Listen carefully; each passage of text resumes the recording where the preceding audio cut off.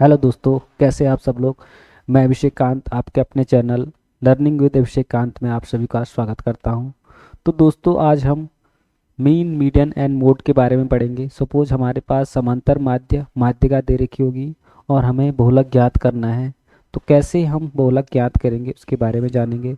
Suppose हमारे पास माध्यिका और बहुलक दे रखा है और हमें समांतर माध्य ज्ञात करना है। तो ये सारा हम आज इस क्लास में जानेंगे। तो शुरू करते हैं आज की क्लास।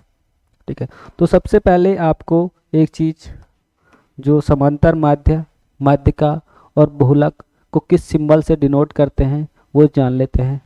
तो सबसे पहले हम समांतर माध्य को जान लेते हैं। इसको इंग्लिश में क्या बोलते हैं, मीन बोलते हैं। तो जो इसका सिंबल रहेगा वो रहेगा एक्स बार। तो जहाँ पे भी आपको ये एक्स बार दिख जाए तो आप समझ लेना कि हमसे समांतर माध्य पूछ रहा है। ठीक है। ये आपका होता है माध्यिका, इसको बोलते हैं मीडियन। ठीक है। इसका जो सिंबल रहेगा वो रहेगा एम। ठीक है।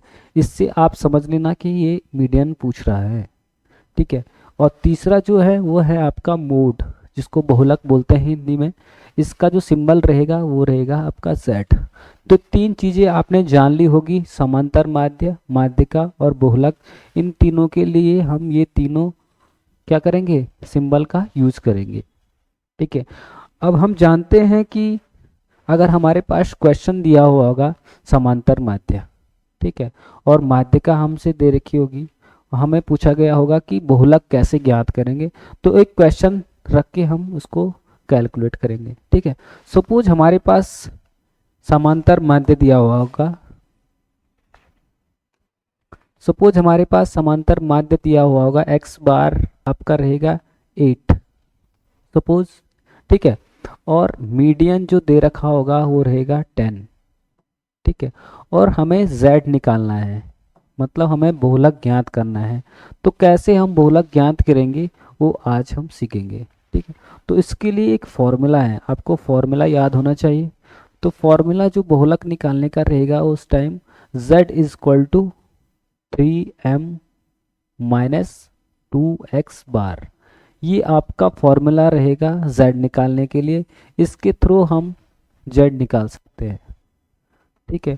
अब मान रख लेते हैं z इक्वल टू 3 × m जो दे रखा है हमें, कितना दे रखा है, 10 दे रखा है, माइनस 2, और x बार जो दे रखा है हमें कितना दे रखा है, वो दे रखा है 8। ठीक है। तो इसको रख लेते हैं हम। अब आगे कैलकुलेट करते हैं।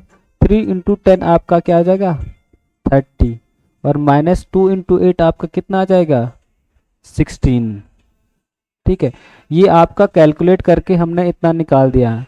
अब आगे कर लेते हैं solve. z equal to 13 minus 16 आपका कितना आ जाएगा, ये आपका आ जाएगा 14। तो 14 आपका आंसर हो जाएगा यहाँ पे z। ठीक है। यहाँ तक आपने समझ लिया होगा कि पहले z हमें फॉर्मूला डालना है, z equal to 3m minus 2x bar. ठीक है। उसके बाद हमने, अगर हमें माध्यिका 10 दे रखी है तो हम m की जगह 10 को रख लेंगे, और x बार जो समांतर माध्य हमें 8 दे रखा है तो हम वहाँ पे 8 रख लेंगे।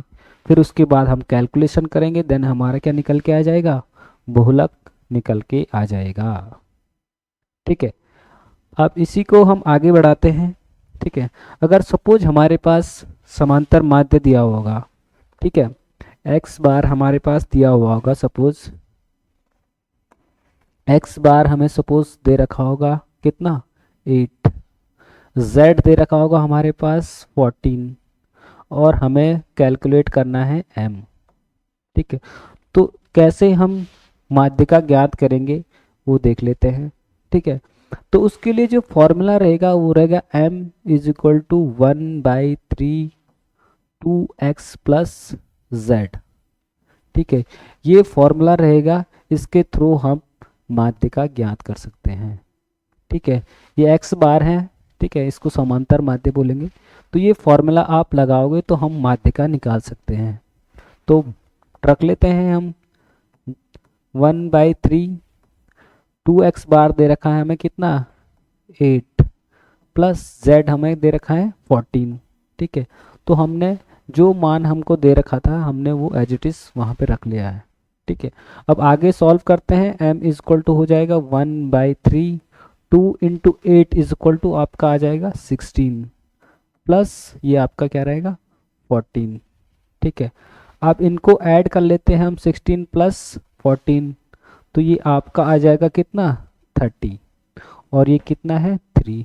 तो 3 से हम डिवाइड करेंगे 30 को तो ये आपका निकल के आ जाएगा 10। तो 10 क्या रहेगा आपका मीडियन हो जाएगा। ठीक है, आई होप कि आप समझ पाए होंगे कि पहले हमें एक फॉर्मूला डालना होगा m equal to 1/3 2x plus z, ये आपका क्या रहेगा फॉर्मूला रहेगा। यहाँ से हम जो हमें मान दे रखा होगा उसको डालेंगे हम। 2x बार हमें दे रखा 8, z दे रखा हमें 14, तो यहाँ पे हमने इसको ऐड किया तो 16 प्लस 14 आपका आया, यहाँ से आपका 30 बना। ठीक है, और 1/3 से हम इसको डिवाइड करेंगे तो आपका कितना आ जाएगा 10 आपका मीडियन आ जाएगा।